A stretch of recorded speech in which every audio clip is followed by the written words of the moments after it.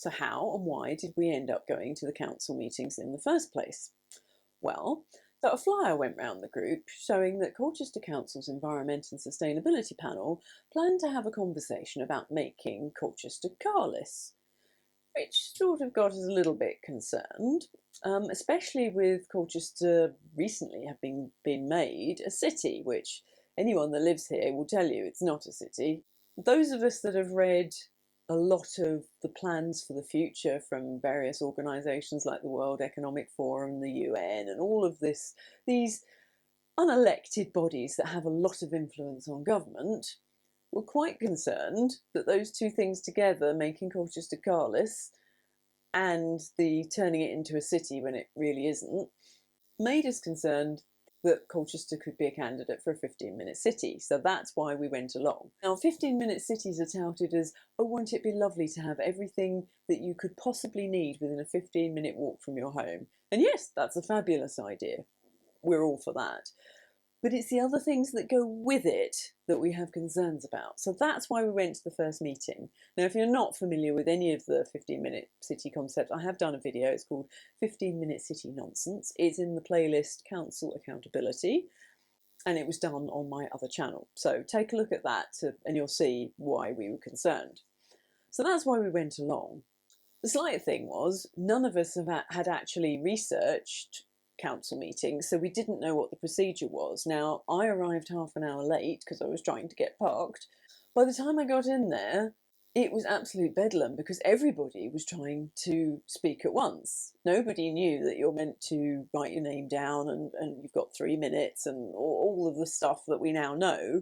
So it was really quite loud with everybody kicking off about, what are you doing?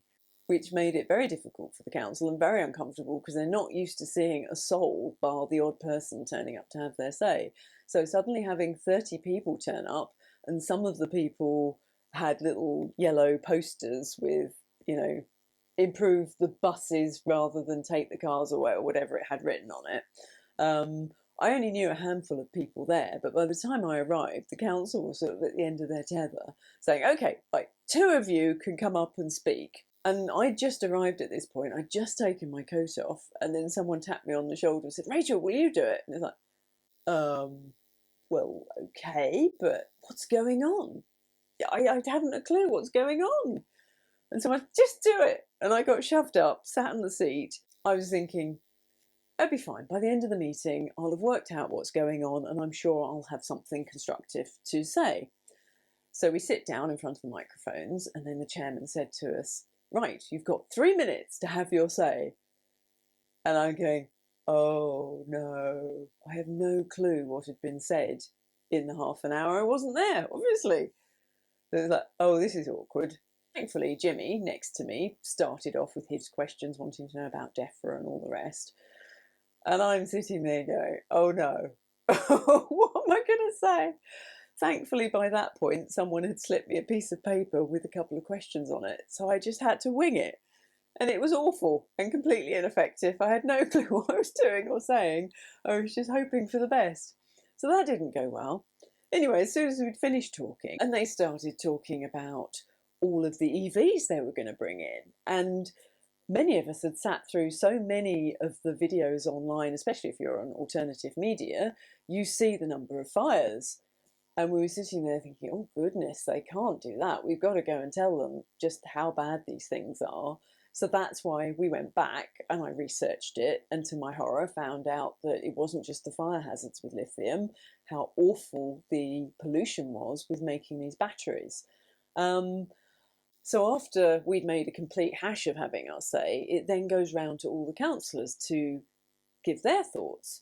And one of the first councillors to speak was a wonderful woman called Councillor Moore. Now, sadly, she's no longer a councillor. She had some rather poor treatment from the council, to put it mildly, but that's a story for another time. Anyway, she was wonderful. She had done so much research. It was her that first mentioned about the cobalt and the council's anti-slavery policy, and she was very gentle and she put her points across very well and saw the bigger picture of, yes, it's all very well putting cycle lanes in everywhere, but if we make the high street so inaccessible, how are people going to come in? The businesses are going to suffer, and then we're not going to have a city centre anymore. We could destroy it. She was all for doing cycle lanes, but with consideration. So by the time she'd finished speaking, and actually I don't think we even let her finish, we were applauding. It was like, oh, someone's speaking common sense. Oh, thank you so much. So she was getting cheers. She didn't quite get a standing ovation, but it wasn't far off. And then the next councillor and the next councillor, and they all had really quite constructive things to say. And I think because we were there, some of them got a little bit braver than perhaps they would normally. In fact, we know it because they came up and thanked us afterwards. Like, you know, it was easier to speak because they knew they'd got support of the public.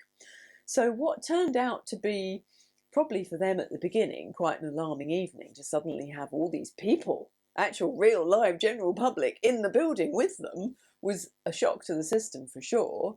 But by the end of it, it was a fabulous evening. It was more akin to a night out at the Mercury Theatre than it was with all the applauding and cheering and the occasional boo, I must admit, than it was a normal council meeting. But we left that evening and it was so uplifting. Everyone was in such good spirits because they'd been really nice.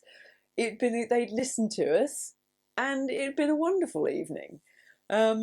So it was a bit of a shock a couple of days later when the chairman, who'd handled the meeting really well, he'd been ever so polite, very professional, started slagging us off on social media as dangerous far-right extremists and conspiracy cranks.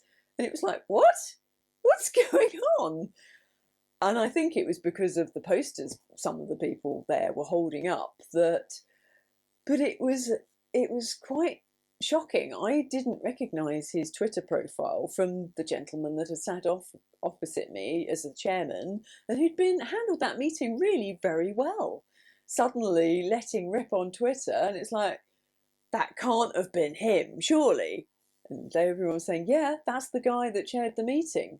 He's a little bit different when he's not right in front of us, isn't he?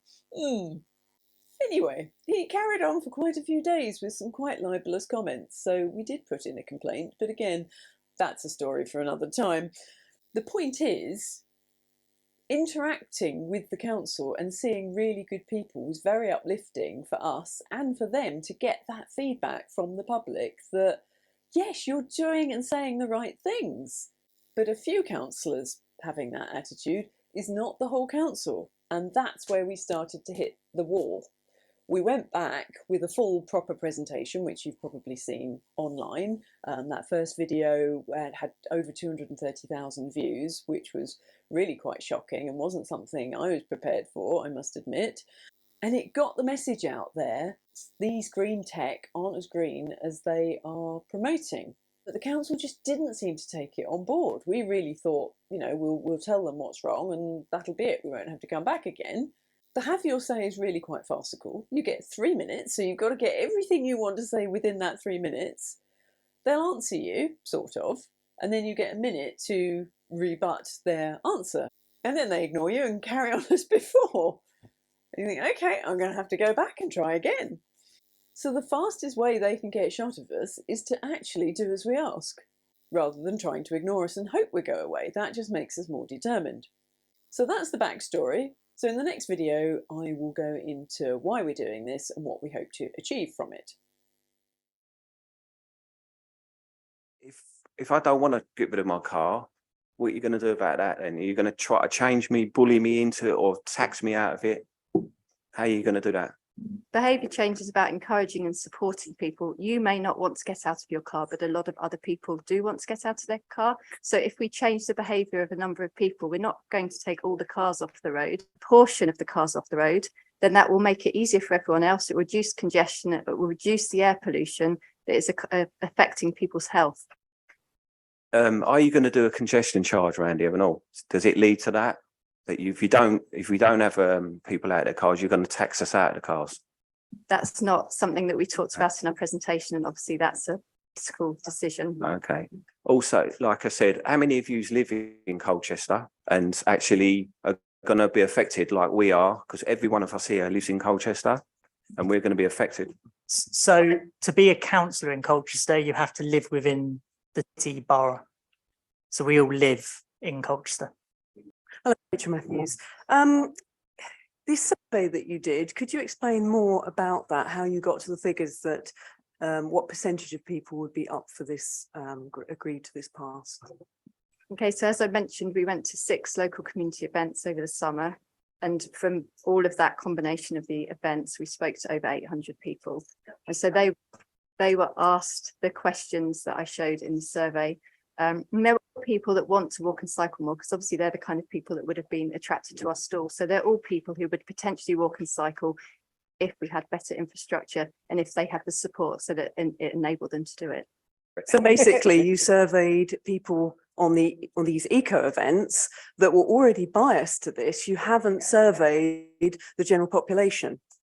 We didn't just go to the Eco Festival, we also went to the other 5 events were local community events. So they were in Monkwick, they were the Diversity Festival at the first site, Greenstead and Mile End Community Fete. So we go to general community events, it's not just the Eco Festival. So these aren't eco-minded people, these are people that would just like to reduce their car use, walk and cycle more for the health of their children, for the health of their families, to help improve air quality and to, you know, reduce congestion on the road and have a healthier way of travelling. Yes, we're not against people walking and cycling more. It's the fact it's being pushed into it. Now, what was the demographic? What age group were you surveying? We didn't measure the demographics. We talked to all kinds of people, young and old. It was a whole range of people. So you're telling me that 80-year-olds want to get on a bicycle? Actually, there are quite a lot of elderly people that cycle, and the use of e-bikes now means that it opens up the opportunity to a lot more people of all different age ranges to be able to cycle. But we're not saying everyone needs to be on a bike. We're talking about changing the behaviour of a proportion of people so that we ease congestion and improve air quality. So just to cut it off there, we've gone over, we're almost at 10 minutes rather than 6 minutes. So I'm going to cut you off there. I've given you a lot of allowance to ask some questions there. Some really good questions, hopefully given a bit of clarity. As I say, members of the council now will discuss it. There'll be a debate amongst members of the council that may even address some of your points that you raised. So. Thank you, Chairman. I just want to say how delighted I am that we've got so many people in the audience and the feeling of sort of almost relief. I was expecting this to be rather dull meeting today. And I told my wife I'd be home nice and early because there wasn't that much on the agenda. And here we are, and I feel a sense of sort of relief that another view has been voiced. And what I'd love to happen. I was part of an activist group for a long while, and we came to so many meetings here that eventually some of us became councillors and everything else. And it was just great to see you getting organised and coming along, contributing. There were these have your say things at the beginning of the meetings, and that's your chance to start getting your message over, and then you can buttonhole people before and after the meetings.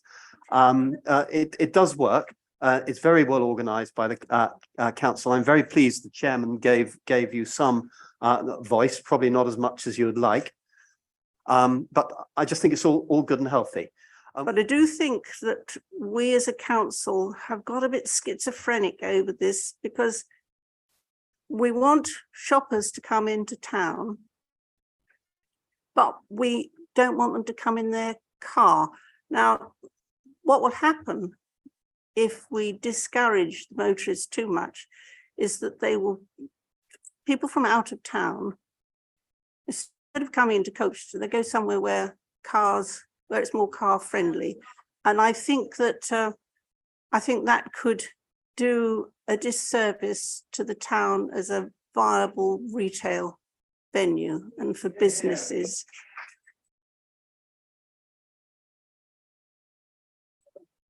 So I think this is something we should always keep at the back of our mind. There's no good being totally eco-friendly if nobody actually wants to use what we have on offer. I'm also worried about the electric batteries on the anything. These batteries are made at terrible human cost. We're all hearing about this child slave labor in the Congo, which is producing the precious metals that are required for making these. And There we go. yeah, unless we can be quite certain that those electric batteries that we are using and promoting have not been made using child labour, I think we are in danger of compromising our anti-modern slavery policy, because this is, it's something we all need to think about with every time we buy something with a battery in it. It's a serious issue. So I would like to think that this council is investigating and thinking seriously about this.